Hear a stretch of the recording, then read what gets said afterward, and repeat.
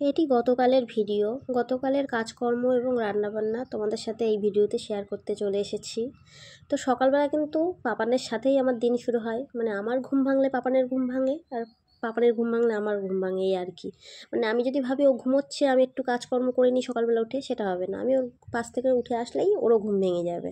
আর ওর যখন ঘুম ভাঙে, ও কান্না করে, তখন আমারও অলরেডি ঘুম ভেঙে যায়। তো যাই হোক, সকালবেলা কিন্তু বরমশাই একটু বাজারে গিয়েছিল সবজি বাজার করতে। তো আমি এদিকে ঠিকঠাক করে নিয়েছিলাম যে মোটামুটি কী রান্না করব। সবজি ছিল না, মাছ ছিল ঘরে, আর অনেকগুলো মাছের মাথা জমেছিল। তাই ভেবেছিলাম মনে মনে যে বরমশাইয়ের পছন্দের মুড়ো ঘন্ট ডাল করব। আমার বরমশাই এই মুড়ো ঘন্ট ডাল খুব ভালোবাসে খেতে। তো সেই মতনই আমি ডাল একটু ভেজে সিদ্ধ করতে বসিয়ে দিয়েছিলাম, আর এদিকে মাছের মাথাগুলোও ভেজে নিয়েছিলাম। মাছের মাথাগুলো ভাজতে ভাজতে তো আমার কড়াইয়ের পুড়ে মানে যাচ্ছে তাই অবস্থা হয়ে গিয়েছিল। তো সেই পোড়া কড়াইতে একটু তেল ছিল বলে আমি তাতে বেগুনগুলোও ভেজে নিয়েছিলাম। ডালের সাথে, মুড়ো ঘন্ট ডালের সাথে কিন্তু বেগুনিটাই বেশি জমে, কিন্তু বেগুনি আমি আর করিনি, সেই জন্য বেগুন ভাজাই করে নিয়েছিলাম।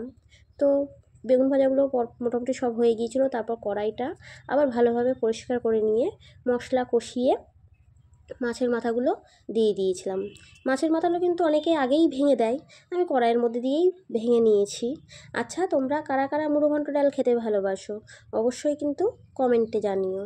আমিও ভালোবাসি খেতে, কিন্তু মুগ ডালটা খেলে না একটু গ্যাস মতন হয়, অ্যাসিডিটি হয়, কিন্তু তাও ভালো লাগে খেতে। তো এরপর আমি মাছের মাথাগুলো মশলার সাথে ভালোভাবে কষিয়ে নিয়ে আগের থেকে সিদ্ধ করা ডালটা ওর ভিতর দিয়ে ডালটাও ভালোভাবে কষিয়ে নিয়েছিলাম। ঘরে টমেটো ছিল না, তাই টমেটো দেওয়া হয়নি, আর তেজপাতা দেওয়া হয়নি, ওই দুটোরই অভাব ছিল। বাদবাকি একটু কাজু বাদামও দিয়েছিলাম, একটু কিশমিশও দিয়েছিলাম। দিয়ে ভালোভাবে ডালের সাথে মাছের মাথাটা কষিয়ে নিয়ে দিয়ে দিয়েছিলাম গরম জল। একটু ভালোভাবে ফুটিয়ে নিয়ে নামানোর আগে একটু দিয়েছিলাম সামান্য ঘি। আর চিনিটা তো অবশ্যই দিতে হবে টেস্টের জন্য, না হলে তো মুড়ো ঘন্ট স্বাদই আসবে না। তো এরপর আমার ডাল মোটামুটি রেডি হয়ে গিয়েছিল, আর আমি করে নিয়েছিলাম ওর সাথে একটু আলু ভাজা। আলুটা আমার পছন্দের। আর ডালটা কিন্তু বেশি ঘন নামাইনি, কারণ পরে কিন্তু ঘন হয়ে যাবে, ঠান্ডা হয়ে গেলে বসে যাবে ডালটা। তো যাই হোক, আমার কিন্তু রান্নাবান্না কমপ্লিট হয়ে গিয়েছিল। আর এদিকে মেয়ে আজকে স্কুল যাবে এই 1 মাস পর। স্কুল খুলেছে অনেক 2-3 দিন আগে, কিন্তু যায়নি, আজকেই যাবে। তো মেয়েকে সব কিছু গুছিয়ে দিয়ে দিলাম। মেয়ে স্নান করে আসার পর ও খাওয়া দাওয়া করে নিল। খাওয়া দাওয়া করে ও স্কুলের জন্য কিন্তু তৈরি হয়ে নিয়েছিল।